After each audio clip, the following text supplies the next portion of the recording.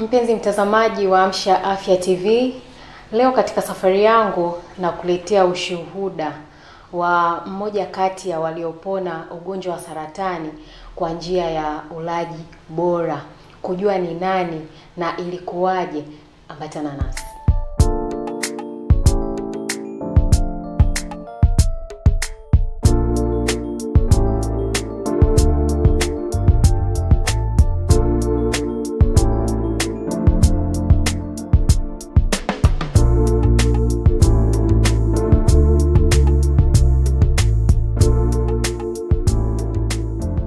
Mimi naitwa Christina Mukanga Warioba, ni mhanga wa ugonjwa wa kansa ya shingo ya kizazi au cervical cancer.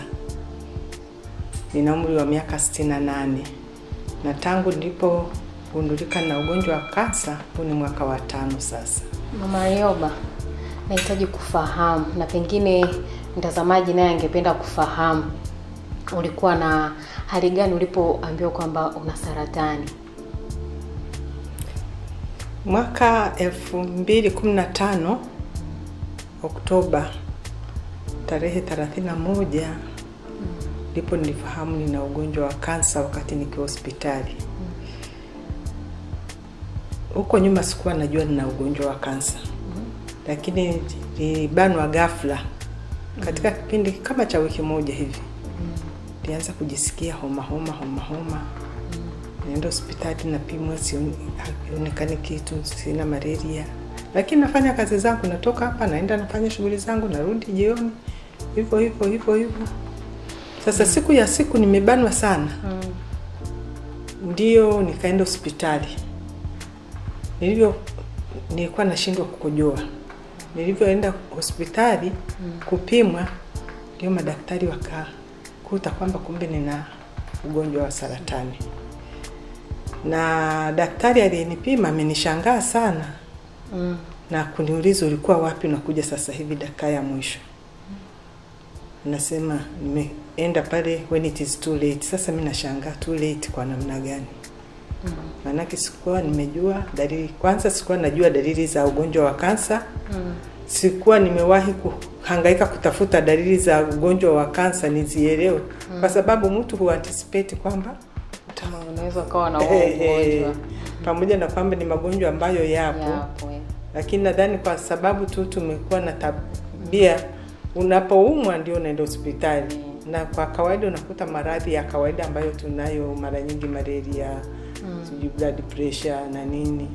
Kwa hiyo unaenda hospitali unapimwa, unaambiwa una ugonjwa huu, una ugonjwa huu. Kwa kusema kweli nilikuwa sijawahi kutafuta hata kuelewa ugonjwa wa kansa ukoje, dalili zake zikoje. Kwa hiyo daktari aliponipima na kuniambia kwamba wanaona nina ugonjwa wa kansa na ni advanced stage, na mimi mwenyewe nilishangaa. Manake hata akiniambia ni advanced stage, nikamuuliza maana yake ni nini? Akaniambia ni stage 4, ndio stage ya mwisho. Sasa all along nilikuwa sijajua kwamba kumbe kansa unaanza na stage ya kwanza, stage ya pili, stage ya 3, stage ya 4. Kwa hiyo pale ndio nimejua kwamba nina kansa, na akawa ananiuliza kuona dalili. Namuuliza dalili zipi? Unaona? Kwa hiyo hapo ndivyo kwa pale hospitali nimeenda na tatizo lingine, kumbe ndio wakaelewa. Ndio na mimi sasa kuelewa kwamba kumbe nina ugonjwa wa kansa. Sasa baada hapo ulichukua hatua gani? Baada ya hapo, kwa sababu nilikuwa hospitali, hospitali walinilaza, wakanipima zaidi, wakanifanyia vipimo zaidi, na vile vipimo na madaktari wengine wakaja wakanipima zaidi ya yule daktari mmoja, na wao wakakonfirm. Na baada ya hapo madaktari wakawa wamenishauri kwamba kuna kutibiwa kwa of course mionzi. Tiba za kansa tunazijua kila siku na tuna hospitali ya Ocean Road. Lakini wakati huo mimi nikawa nimewauliza kama wangeweza kunisaidia nielewe sehemu gani nyingine, maana unakumbuka miaka 2015 hospitali zetu nazo zilikuwa zina changamoto. Sasa kama amekuambia kwamba ugonjwa huko advanced stage ya mwisho na huna hakika kwa kulingana na hali halisi ya mazingira ya wakati ule, ilikuwa pia changamoto. Kwa hiyo kama family mara moja tulijiorganize na kukubaliana tukapata hospitali India. Kwa hiyo nilianza kupata matibabu hospitali ya Healthcare Global. Ni hospitali kubwa tu, iko miji mingi ya India. Sisi tulioipata ilikuwa mji wa Ahmedabad, huko Gujarat State, mpakani mwa Pakistan huko. Lakini kabla ya kwenda kule, of course, vipimo vya Aga Khan hospitali, baada ya kunipima ile physical screening, wakani pia wamenipitisha katika vipimo mbalimbali ya ultrasound, MRI na nini, na wakanitoa biopsy ambayo sasa ikakonfirm, ikatoa evidence ya ugonjwa ulivyokuwa mkubwa. Kwa hiyo nikawa nimejua kwamba tatizo ni kubwa, na familia pia ilijua tatizo ni kubwa, na ndio maana tukaona tujaribu kuona tunaweza kufanya njia gani ya kuokoa maisha yangu.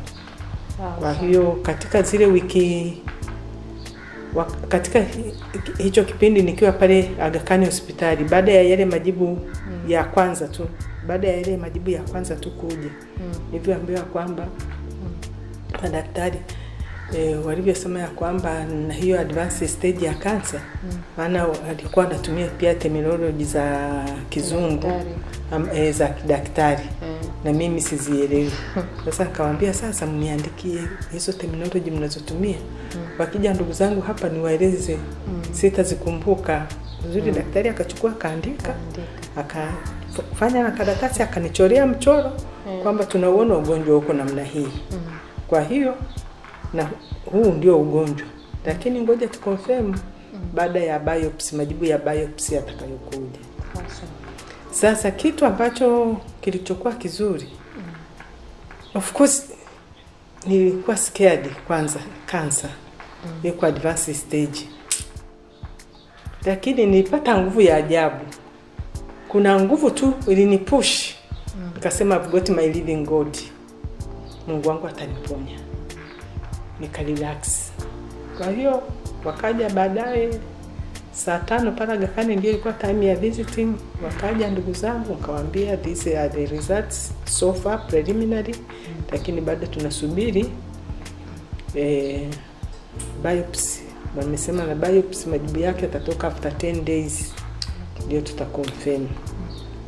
Sasa na mdogo wangu ambaye ni nurse akaniambia, bwana, kansa haiui, kansa inahitaji chakula. Yeye kitu alichokifanya immediately akaenda kunitafutia supplements za vyakula, supplements za limau, karoti,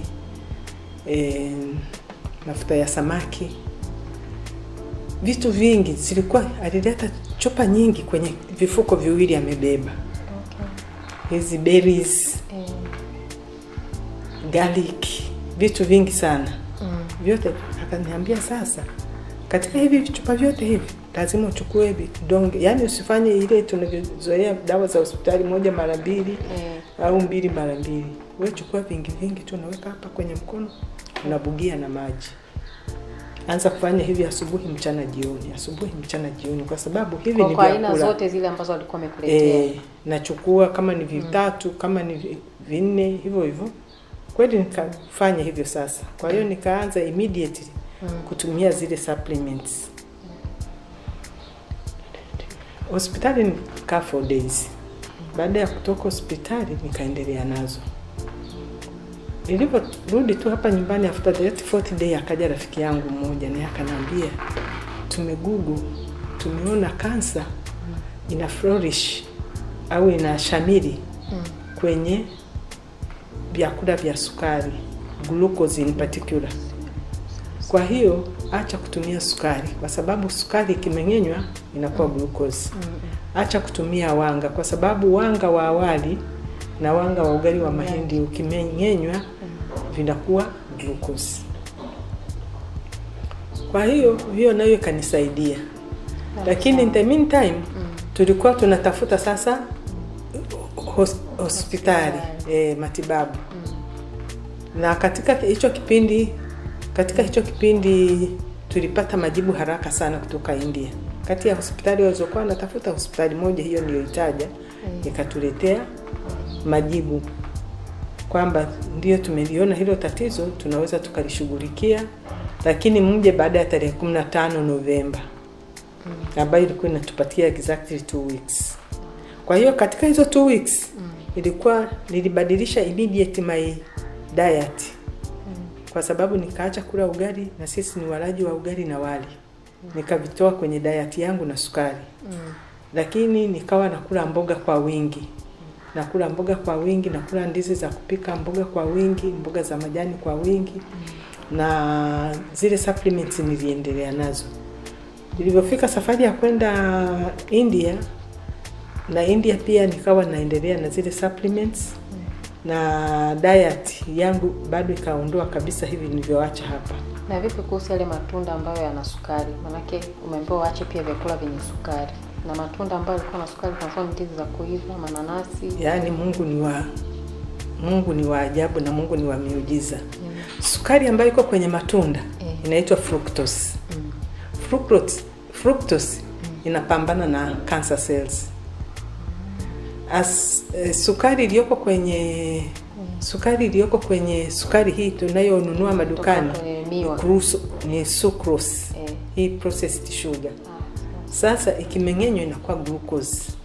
Kwa hiyo cancer cells zina feed on glucose, lakini fructose inaiminya. Unaelewa? Kwa hiyo tukiwa kule India sasa, nimeendelea ile wiki ya kwanza tuliyokuepo India ilikuwa ni ya vipimo tu, nikawa nimeendelea. Kwa hiyo ina maana kwamba for the first 3 weeks baada ya kuelewa, nimetumia sana hizi supplements. Na ambazo of course niliendelea kutumia mpaka sasa hivi natumia hizo supplements.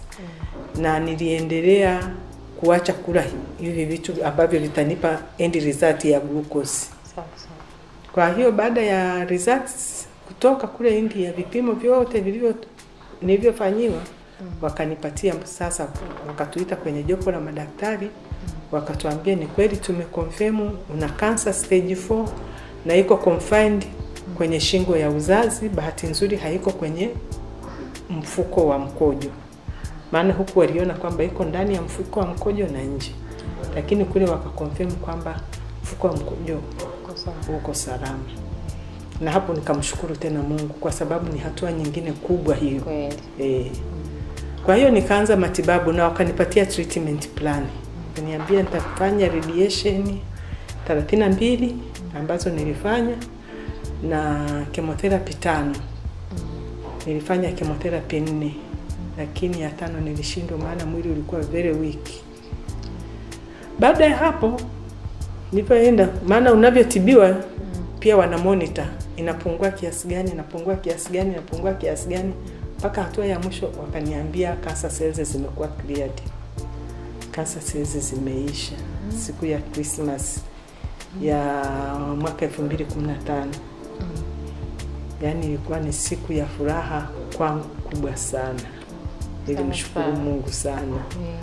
Kwa sababu mimi katika maisha yangu Mungu amenipitisha kwenye mapito mengi. I believe in him, I trust him. Alichokisema kwamba atakushika mkono, atakuvusha. Ukimwamini kweli anakuvusha. Basi nikakaa pale for another 2 weeks. Sasa kusubiri mwili upate nguvu niweze kusafiri kurudi nyumbani. Nikarudi nyumbani, lakini nilikuwa na changamoto kubwa. Hata wakati nikiwa India nilikuwa naishiwa sana damu. Damu ikawa ni changamoto kubwa sana kwangu. Damu ilikuwa inaisha kwa sababu wanasema chemotherapy ina athiri hii mifupa mikubwa inayotengeneza yenye bone marrow, ambayo inatengeneza chembe za damu. Kwa hiyo sasa niliporudi hapa pia changamoto kubwa ilikuwa ni damu na niishia mara nyingi sana. Ikafika mahali kumbe damu ikipungua sana mwilini, oxygen haifiki kwenye ubongo. Na unashindwa, kama oxygen ikipungua kwenye ubongo ni kwamba hata mawasiliano yanashindikana. unakuwa kama umechanganyikiwa, huwezi communicate, unaona. Lakini Mungu wa rehema, nikalazwa hospitali, nilazwa mara 2, nilazwa Aga Khan, alafu nikalazwa Muhimbili. Siku ambayo damu ilikuwa imekuwa crisis, haipatikani, Mungu tena akafanya muujiza mwingine, damu ikapatikana, nikawekewa. Nilipowekewa damu ambayo watu walikuwa wameanza kukata tamaa, mishipa imesha collapse. Damu ile ilipokuja hata mahali pa kuongezea, kwa sababu mishipa imesha collapse. Lakini Mungu ni mwema katika maisha yangu. Mimi nimeuona mkono wa Mungu umenishika. Nikavuka hapo, kapata mshipa, kaniwekea damu zile units zilizotakiwa. Baada ya hapo nikapona, sikurudi hospitali. Kesho yake nadhani after a day nikawa discharged. Mpaka leo sijarudi hospitali kulazwa. Sawa sawa. Na vipi kuhusiana na zile supplement ambazo ulikuwa umeanza kuzitumia? Ulipokuwa ukiendelea na matibabu huko India, ulikuwa unaendelea bado kuzitumia zile supplement au? Niliendelea kuzitumia. Nimeendelea kuzitumia zile supplements. Hata sasa hivi natumia supplements pia. Lakini baada sasa ya kurudi kukaa hivyo, nikaja sasa. Siku moja nimekutana na rafiki yangu, akanishangaa, mbona umekuwa namna hii? Nimeenda kliniki Muhimbili, ndio nikamweleza. Akaniambia kuna daktari ambaye kwa anatibu na tibalishe. Nikamtafuta huyo daktari, akanisaidia, ndio nikaelewa kwamba kumbe kuna tibalishe. Lakini yule daktari yuko so busy. Anatibu hapa na wagonjwa wengine, anafanya kazi na Apollo Hospital. Kwa hiyo anafuatilia wale wagonjwa wa Apollo Hospital. Ikawa kazi kumpata mara ya pili. Lakini sasa ile idea ya kwamba kuna tibalishe ikawa imenisaidia. Nikawa nimeanza kutumia matunda. Nachanganya matunda na kunywa, nachanganya matunda na kunywa. Siku moja kulikuwa na kipindi Citizen TV ya Kenya. Kulikuwa kuna wahanga wa kansa wanaeleza. Lakini unfortunately nimekiona kinaishia kile kipindi. Lakini message ndio ipata kwamba kuna huyo mmoja ameishi 28 years survivor wa kansa, mwingine 14 years. Na mimi nitafika hiyo miaka. Kama wale wameishi miaka 28 tangu amekutwa na kansa, hata mimi nitafika huko. Jina la Bwana liinuliwe. Amina. Yaani nikashukuru, alafu nikawa excited. Sasa nilichofanya nikaingia kwenye internet. Maana uzuri na access na internet. Nikaanza kutafuta information. Hawa survivors wamesurvive namna gani. Na bahati mbaya sikuona hata majina yao. Maanake nimeenda kufungua, mtu amenipigia simu ananiambia fungua Citizen, kuna kipindi hapo. Kitakusaidia. Ndio nafungua kinaishia. Kwa hiyo nikaanza kutafuta information kwenye internet. Nilipotafuta information kwenye internet, nimeingia kwenye YouTube. Jamani, kuna shuhuda za survivors wa cancer. Mwingine anakuambia mimi nilitengeneza mboga za rangi ya kijani. Nimesurvive, nilikuwa na cancer stage 4 ya mapafu na mifupa. Madaktari wamenikatia tamaa. Wanasubiri tu kwamba nitafariki. Nikamwomba Mungu akanifungulia neema ya kupata information kuhusu tiba ya mimea. Kwa hiyo nikafanya hiyo tiba ya mimea, ndio nikapona. Lakini sasa baada ya kuona ile clip, ndio na yeye kanijia kwamba kwanza nielewe hii kansa ni nini. Pamoja na zile shuhuda nilizoziona, ikabidi sasa nichimbe nielewe hii kansa ni nini. Ndio nikakuta information, kumbe kuna information imejaa. Ni kwamba hatuna tu information, lakini information iko kwenye internet. Nikajua kwamba kansa ni deficiency ya vitamin B17. Nikasema B17 kwa sijawahi kuisikia hiyo vitamin. Tunajua tu tunaenda mpaka vitamin B12. Vitamin B17 kwa sijawahi kuisikia. Na huyo anayeeleza anasema Ni kama wakati ule miaka ile watu walipoanza kusema ngoja tuangalie hii dunia ikoje. Wanatembea na merikebu, wanasafiri baharini muda mrefu kwa sababu ya ukosefu wa matunda, watu wakawa wanaugua scurvy. Watu wengi walikufa kwa magonjwa ya kukosa vitamini C.